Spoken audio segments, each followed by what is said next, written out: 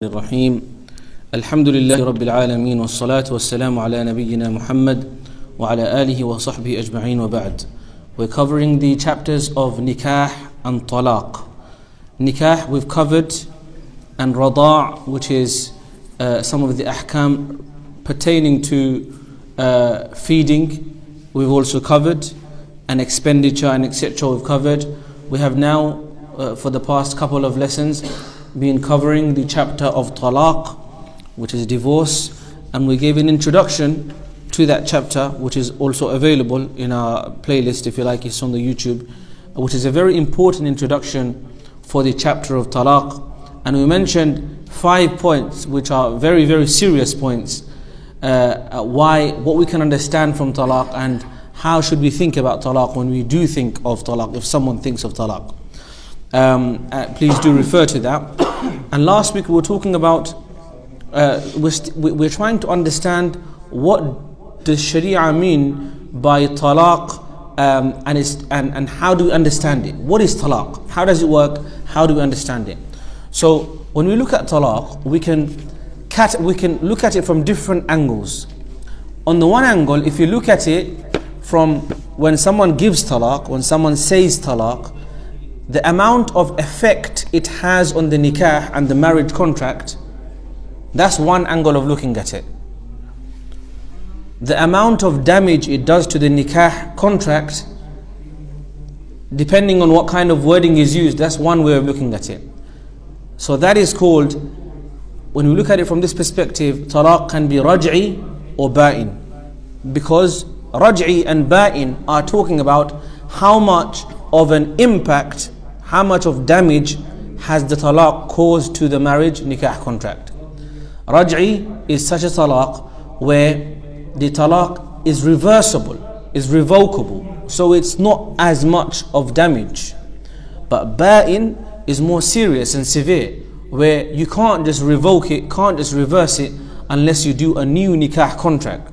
So based on that, there's raj'i and ba'in, and within ba'in there's baynuna sughra and baynuna kubra. We spoke about this about 2 weeks ago. So that's one way of looking at talaq. How much damage does the talaq do to the marriage contract? باعتبار الأثر, according to, based upon the athar and the effects that we have, that the talaq has upon the marriage contract. That's one angle of looking at it, one window. We're going to look at it from 4 different windows. That's window number 1. How much damage does it have on the marriage contract? Window number 2, we look at it from the perspective of what time of the month, yes, of the month is the talaq given. Because if the talaq is given while the woman, i.e. the wife, while she is in her monthly menstrual cycle, then this can be talaq bid'i. So depending on what time the talaq is given, it can be 2 categories, sunni and bid'i. It could be according to the sunnah, or it could be bid'i, i.e. not according to the sunnah. So what that means is, so we're looking at window number 2, based upon what time of the month the talaq is issued. If someone issues talaq to his wife while his wife is on her monthly menstrual cycle, then that's considered to be bid'i, not sunni. If someone gives talaq to his wife, 2 talaqs or 3 talaqs in one go, not separating one, giving 2 or 3 talaqs in one go, then this is also bid'i, not sunni. If someone gives talaq to his wife while she is in her tuhur, not in her menstrual cycle, but they have had relationship, they have had intercourse, and then he gives talaq within this period of purity, within that month, then that's also considered to be bid'i. So what in opposition to bid'i is sunni. So what's sunni? What's the sunnah way of talaq? The sunnah way of talaq, should someone have to give talaq, if they ever do end up giving talaq, then it should only be given 1 talaq per tuhur, per month, while she is not in her menstrual cycle, and while there has been no consummation of marriage, i.e. there's been no relationship, sexual relationship between the man and the wife. 1 talaq per month, that's called talaq sunni. So now we looked at window number 1 was based on if the amount of damage the talaq does to the marriage contract. Raj'i, ba'in baynuna sughra, ba'in baynuna kubra. Window number 2, what time of the month was the talaq given? Sunni and bid'i. We've just spoken about that again. We've spoken about it before as well. Window number 3, we look at the talaq based on what kind of language is used, what kind of wording is used. Is the wording direct and clear? Or is the wording indirect or unclear? If the wording is direct and clear, for example, I divorce you, or anti taliq, I give talaq to you, directly using divorce specifically and explicitly, then when it's direct and clear talaq like this, it's called talaq sarih, direct and clear talaq. And when the talaq is given in indirect language, what does indirect mean? Indirect means that we need to know what he meant, i.e. what he said could mean talaq and it could mean something else as well. For example, I don't want to be with you anymore. I don't want you anymore. Leave the house, for example. But we need to understand what he meant by it. Not leave the house and go get shopping. So we need to ask, what did you mean, O Muhammad or Ahmed? What did you mean by I don't want you anymore? What did you mean by I don't want to be with you anymore? So when the meaning isn't clear, then we need to ask the intention. When we need to ask the intention, this is called talaq with kinaya. Kinaya is from kanna, is to hide, is to basically say something and mean something else. So kinaya is where we need to understand what the husband meant from his talaq. So now we're on window number 3, remember. We're trying to understand, we're looking at talaq based upon what language was used. Was it clear-cut, direct language, you were divorced, I divorce you, or I don't want you anymore? Was it sarih, clear, direct, or was it indirect and unclear? So that's another way of looking at talaq. Now come to today, window number 4. All of this we've covered before. Window number 4, we are going to look at talaq based upon when is the talaq, when does the effect of talaq come into play? Is the talaq being given immediately, which is called munjiz, that the talaq is immediate, or is the talaq being added to, or is being basically conditioned to a future occurrence? So is the talaq munjiz, i.e. right now, or is it mu'allaq, or is it attached to a future event, or is it mudaf? Mu'allaq and mudaf have certain similarities. We'll come to that in a moment. So the 4th window with which we're looking at talaq to understand what it is what kind of language was used in the sense that, does he mean immediate talaq or delayed? Because it is possible to give immediate talaq, of course. It is also possible to give a delayed talaq. What do you mean by delayed talaq? For example, someone says from the beginning of next month, you are no longer my wife, I divorce you. That's permissible. It's possible to do that. Or someone says that if, for example, if something happens in the future, for example, if I get diagnosed of cancer, for example, he says, then you are divorced. That's one way of saying it. He might say the other way around as well. But the point being is, you can indeed attach the talaq to a future event that may occur. It may be something that happens to me, i.e. or to the spouse, to the male spouse, to the husband, or something that happens to the wife, or something that even happens in nature. If he says that, for example, if next month there is a hurricane, right, then you are divorced. He shouldn't say it like this, but if he does, then talaq will still be done. So we're trying to understand talaq from the 4th window, which is the talaq effective immediately, or is it a delayed talaq? Based upon this, or on this 4th window, there are 3 titles, there are 3 words written. What are the 3 words? Number 1 is,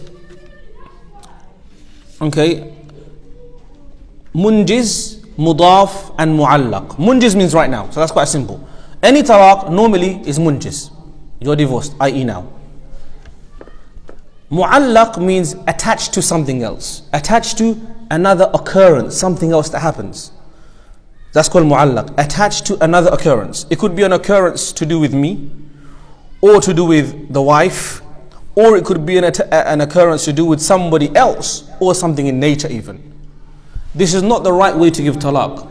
In fact, so many fuqaha and some fuqaha have said this way of talaq mu'allaq is not jaiz.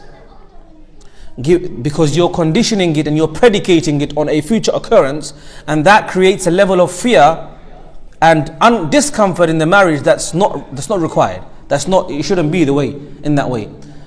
And that's why even according to Qanun and the law of Egyptian law, if someone gives a conditional talaq, i.e. attached to a future occurrence, then at that time the husband needs to reissue the talaq, i.e. double confirm. So it's not like if just because, for example, he said, okay, if I don't get a promotion next year, then you're divorced, then as soon as that promotion doesn't happen, the divorce occurs. No, they will come to him at that time again and say, do you still want to give the talaq or not? So the point being is, talaq mu'allaq is possible, but it's not preferred. When you attach the talaq to another future occurrence of yourself, of your wife, of somebody else, or something in nature. So talaq mu'allaq is when the talaq is attached to, hung on to something else, another incident. And then we have the last one, talaq mudaf. Mudaf is not mudaf also means attached, but it's not attached to another incident, something else happening. It's just attached to a time. It's got nothing to do with someone else doing something else, or you doing something else, or the wife doing something else. It's to do with mudaf, i.e. if a particular time in the future comes, then the talaq is done. So talaq mudaf is when it is attached to a future, Assalamu alaikum Shaykh, a future time. So we're looking at talaq from the fourth window. Okay, fourth window meaning, is the talaq being dispersed or initiated and executed immediately, or is it attached to a future occurrence, or is it attached to a future time without any occurrence? So the difference between mudaf and mu'allaq is quite similar. It sounds like it's quite similar, but the difference between them is that mudaf is just attached to a particular time. Just for example, next month, in the beginning of January, in the beginning of February the 25th, divorce is occurring. That's mudaf, just attached to a time. Mu'allaq is when you attach it to a particular incident. If you do this, if I do that, if somebody else does this, if this happens in nature. Does that make sense? We've said that mu'allaq, even though it's jaiz according to Jumhur, according to some fuqaha, you shouldn't do mu'allaq because this creates tension in the marriage. And you can understand why that is. Okay, so talaq, if it is to be done according to the sunnah way, if there is a need for doing talaq, then it should be done according to the sunnah way. And the way of sunnah is that it should be done, talaq should be given in clear words when she's not in her menstrual cycle, i.e. in her clean time, i.e. in her normal time of the month, and there has been no intercourse. And also, it should not be attached mu'allaq or mudaf, it should be clear and direct. And then the second talaq also should be in the following month in the same way. And the third one should also be in the same way, okay, if you were to give 3. You can end a marriage with just one divorce. You can end a marriage with just one divorce, one talaq. You can also end a marriage with 2 divorces, 2 talaqs. You can also end a marriage with 3 talaqs. If you want to end the marriage with 1 divorce, 1 talaq, then a person says, you are divorced. And then the iddah period, when the waiting time of 3 months, i.e. the 3 periods, go away, when the iddah finishes, then this talaq is now, after the iddah finishes, is not raj'i anymore. Even though initially, when you say if someone says to their wife, I divorce you once, if they say only once, right? With no, I divorce you once, then this talaq has occurred raj'i. It's revocable, it's reversible. But when you have not returned her to yourself and not resumed the marriage for the entire iddah period, after the waiting time is finished, then now this talaq becomes ba'in, it becomes clear, i.e. the marriage is now terminated. If you want to resume the marriage now, you can't, because the iddah time is finished. You can't just say, oh, let's carry on with marriage. You've got to do a new contract. You've got to do a new contract. But the fact that you've got to do a new contract to resume marriage shows that the marriage is disconnected, i.e. the marriage is ended, i.e., just like she can do a new contract with you, she can also do a new contract with somebody else. The point that I'm trying to drive home is that you can end a marriage with one talaq if it's ba'in. If it's raj'i, if it's revocable, reversible, then the marriage doesn't end because it's still connected, because it's revocable, reversible. But when the waiting time is finished, then it's become a long time, the decision's been made, and it becomes ba'in, i.e. the marriage is now officially ended. If you want to resume, if you want to carry on life with this wife, this ex-wife now in fact, then you've got to do a new contract, because she's no longer your wife. That also means that she can do a new contract with somebody else other than yourself. So now if you want to reverse your wife to you, then you need to do it within the waiting time. You need to make that mind up.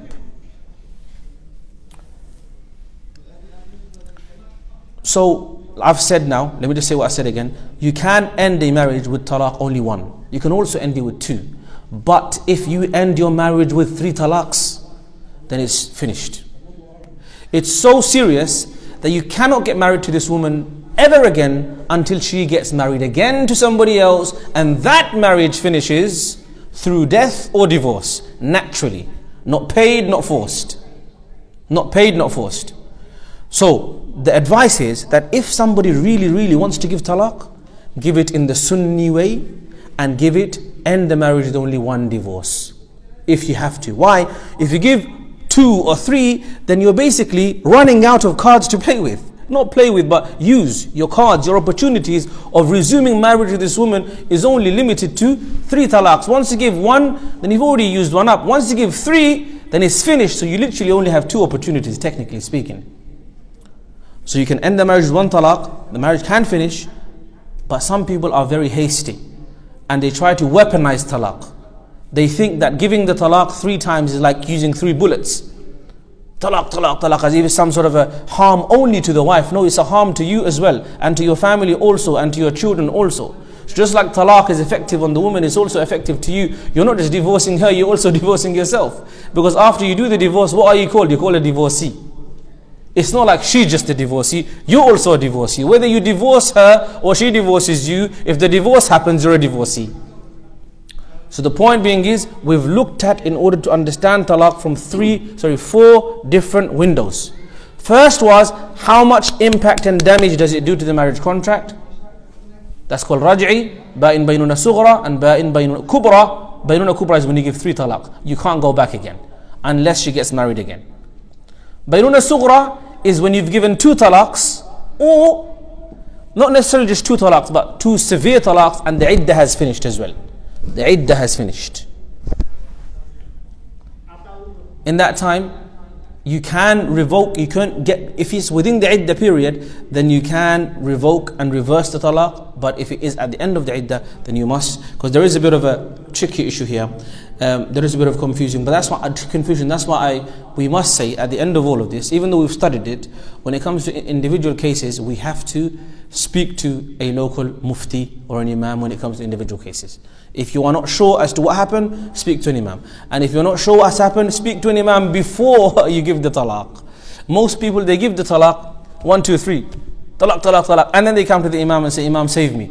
Imam's going to say, did you give talaqs 3 in one go? Did he say in one word? Did he say in three separate words? If you've said, he's going to give, you might not like what you hear.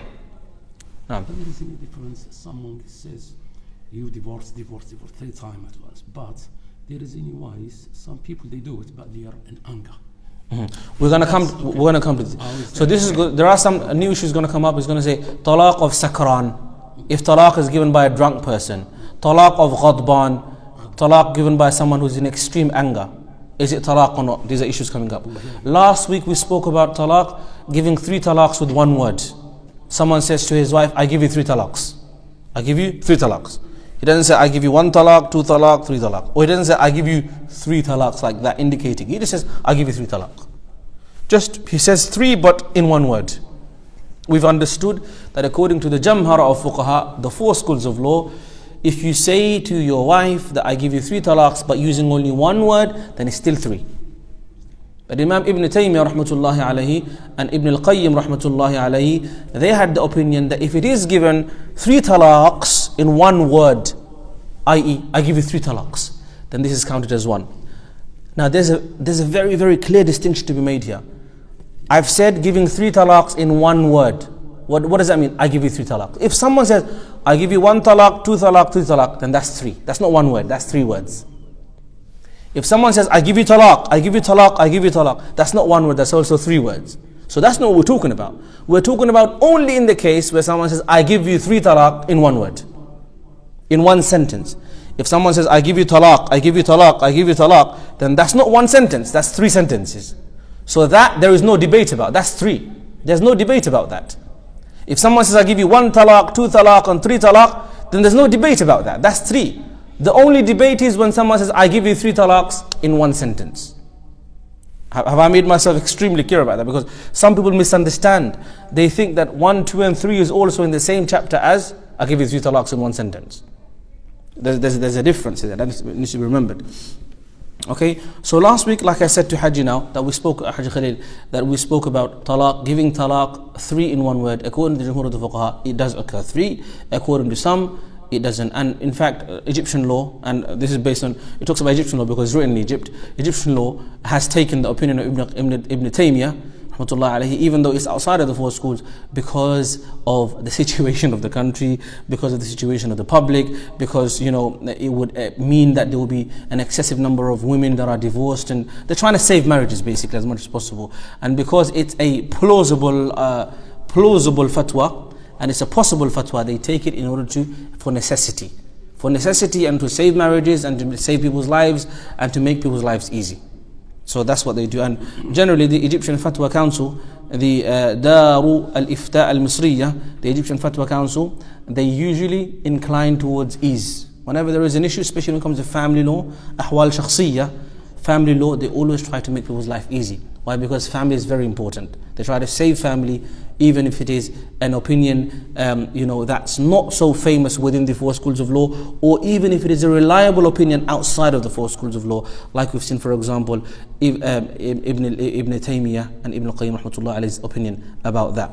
Okay, so obviously this is for the muftis of that time and place to decide, not just general rules. Generally, it is 3 means 3 in one word even means 3. But if a particular circumstance, particular mufti, particular fatwa board, sharia council says so, then we are allowed to use that. But again, like I said, with divorce, it's a bit complicated. If you do want to give a divorce, then you should, if you're thinking about separating, then you should speak to an imam that knows, or a mufti that knows, and then take advice before you actually execute. Okay, there are a few issues that we need to speak about today. We're kind of revising, as you can see, we're going back and forth because it's very, very important to be clear, because talaq is nikah people don't study anyway. The rules of marriage people are quite unaware of, and they're even more unaware of talaq. And they are the most severest decisions in your life. There's no other decision that has more of an impact in your life than marriage and divorce. We can agree on that, right? You can buy a house, it's not going to be as severe impact as marriage or divorce. But when you buy a house, you do all of the studying. But when it comes to marriage, you don't do any studying. When it comes to divorce, you don't do any studying. You just go and do it. Go and give divorce. When it comes to, so this is the most severe, serious decision in your life. We need to study, understand exactly how it works. We need to dissect it, really, really know what we're talking about, what we're doing before we actually execute or do it.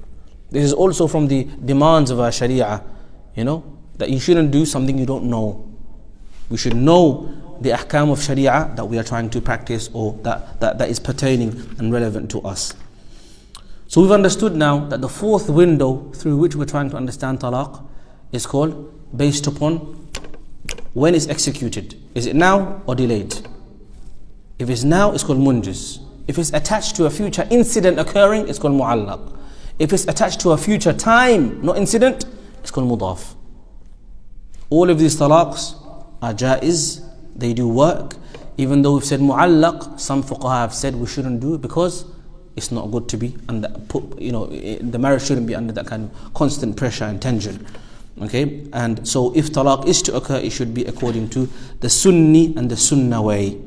Okay, there are some conditions on how to make an attached talaq. We don't need to go into all of that because hopefully no one gives talaq in the first place, inshallah. And that solves the issue. Let me see what else. Now let me do a quick test. Let's see how good people's memories are. we've said that we're going to look at talaq in how many different windows? Four. The first window, what was it based on? That was the second window. Okay, khalas. Okay, let's say with different windows. One of the windows was Sunni and what's the opposite of Sunni? No, Sunni and Bid'i. Yeah, of course. Sunnah and Bid'ah is opposition, yeah. So according to Sunni and Bid'i, what's Sunni? What does Sunni mean? So anyone can jump in. According to Sunnah. And how would a talaq be according to Sunnah? To be outside of menstruation period, once a month and not two in a month. Excellent. And also, there's one more condition. There should be, in that time of purity, there should be no intercourse. So 3 conditions per se. Okay? Where it should be outside of the period, it should be one at a time, and it should be in a tuhur. So the opposite of menstruation, the opposite of the word for menstruation, let me say in Arabic. The word of menstruation in Arabic is called hayd. And the opposite is tuhur. So instead of saying pure time, we say tuhur. So it's easier, one word, tuhur. So to give one talaq per tuhur, in a tuhur there's been no intercourse in, and that it should not be in hayd. That's Sunni, and the opposite is bid'i. Okay, what's another window? Sorry? Say that again? Raj'i and ba'in. Okay, exactly. And what's the title of that window? The effects of the divorce on the marriage contract. Okay, so it could be raj'i. Raj'i means what? Revocable, reversible. Excellent. And ba'in means irrevocable. It's become clear. If it is a talaq raj'i, how do you resume marriage? Just say, okay, let's carry on. Or even if there is exchange of emotions, like if there's a kiss, or if there's intercourse, all of this stuff is basically automatically means you've resumed marriage. But if the talaq becomes ba'in, how does the marriage resume? You have to wait for another man to marry her and then they divorce. No. That's only in Baynuna Kubra. That's only if it's 3 divorces. Yes. So if it's ba'in Baynuna Kubra, you're right. If it's 3 talaqs, then and someone else has to marry. But if it's 1 or 2 talaqs, then you can do a new contract and carry on life with her. Okay. So that's talaq based upon the impact it has on the marriage contract. What's another window? The wording. What about the wording? It's indirect to direct. Is it direct or is it excellent? So if it's sarih or is it kinaya? That's another window. What's the 4th window? The one we just studied today. Yes. So the thing, the time of execution, is it now or later? Time of execution, is it now or later? If it's now, then it's munjiz. If it's attached to a future incident, then it's mu'allaq. And if it's attached to a future time, then it's called mudaf. Okay, that's all very clear. Excellent. So that's good. Now we're just going to cover 2 small issues, and then we'll end today's lesson. First of all, is talaq by writing jaiz? If someone texts their wife saying, I divorce you, or if emails her, or writes a letter to her, says, I divorce you, is that jaiz? Answer is yes. Is it? Yes, no. Is yes. Because kitaba basically, as the condition is, as long as it's clear writing. If it's clear writing and we know who is the sender, who is it sent to, all of this is confirmed, and the words are direct, of clarity, of the conditions are met, then the talaq is done. Talaq is done. Okay? So talaq with writing is jaiz. Whether the person can speak or not speak is irrelevant. You might say, well, you could have said it verbally. They can say, well, I could have also said it in writing. Both are jaiz and both are within the rights. Just like if a woman wanted to seek a talaq and khula', they can say to their husband, I want a khula', or can write to him saying, I want a khula', or write to the Sharia court and say, I want a khula', and this is my husband and I wanted to separate the marriage, and then they'll obviously take the steps forward like that. So writing and speaking are interchangeable, even though speaking is the asl and writing is the far', but both are jaiz. Okay, another one is talaq with indication, with sign language. Is it allowed? Talaq with sign language, not speaking the word and not writing it as well. It's jaiz only for those who can't speak. Talaq with sign language, in sign language you might have a way of saying like that, for example. Khalas. I don't know what the sign language is. But point being is, talaq with ishara, it's called talaq bil ishara.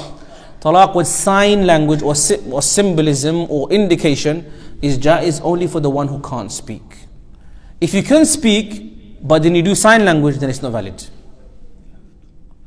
So talaq with sign language is only jaiz for the person who can't speak. According to the Ahnaf, and can't write also. If you can write, then you should write, I divorce you. If you can write and then you still choose to do ishara, then you should write. If you don't write, then talaq is not valid. But the Jamhur are saying that talaq with ishara, with indication with sign language for the person that can't speak, is jaiz. Okay? So talaq with writing is jaiz without any questions. As long as the writing is clear, we know who's sending it, to whom it's sent, and it's all very clear, then talaq is jaiz with writing. If the talaq in writing is not clear, we don't know who is sending to, what's the writing even saying? Maybe the water's damaged it, all of this stuff, then it's not, the talaq is not done. Do you get it? Because the writing becomes like his pronunciation. If halfway through him saying, and he chokes, then talaq is not done. Because it's still in his mind. Do you get it? It has to be established in writing or in verbal pronunciation. In writing is jaiz as long as it's clear. With ishara is also jaiz for the person, I would say sign language for the person who can't speak. No, exactly. Right. There's one more thing. What if someone combines sign language with verbal pronunciation? If they say, I give you talaq. Once. Like that. What's it? I give you talaq. Like that. Still count, wouldn't it? That would it still count? That's the question. The answer is yes. Because the Prophet ﷺ in his Sunnah has shown us that you can indeed indicate number with sign language, with ishara. He said, Ash-shahru hakadha. He said the month days can be like this, 28 days or 29. He showed it with his fingers. So this is from the Sunnah, that this is an acceptable form of communication. Okay, so if you say, I give you talaq like this, and you show 3, then it's done. So he's combined verbal pronunciation with sign language. He hasn't just said, because we don't know what you're talking about then. Okay, so sign language is, if the entire divorce is in sign language, that's only jaiz for the person who can't speak. Writing is jaiz, whether you can speak or not speak. And if you combine the number with indication and pronounce the talaq in verbal pronunciation, then that's also allowed and permitted.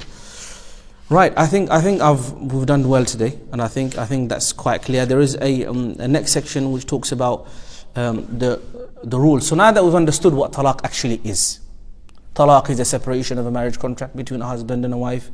How does talaq? We've looked at talaq from 4 different windows. We've said that talaq has got certain. We've given an introduction to it. Now that we've understood what talaq is, and now the kitab is going to say what are the conditions. Who can actually give talaq?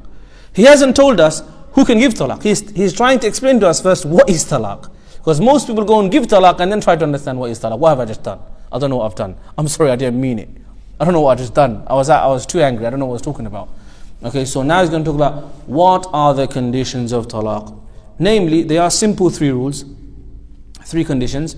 That the person who's giving the talaq has to be baligh, of course, puberty. Aqil, has to be in a state of mental awareness. And also mukhtar, by choice.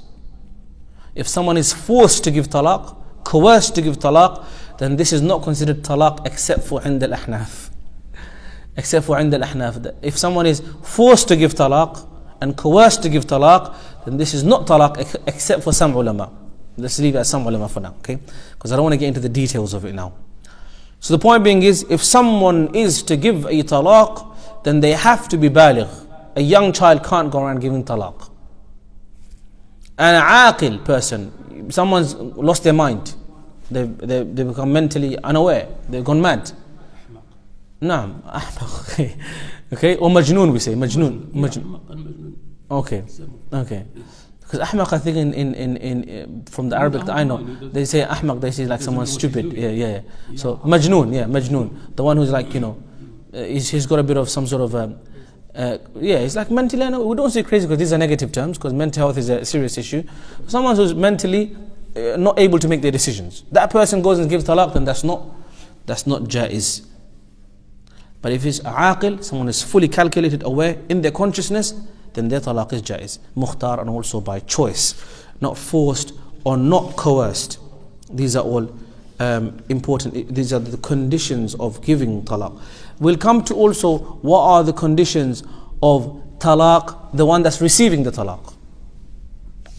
What are the conditions of the one that's receiving the talaq?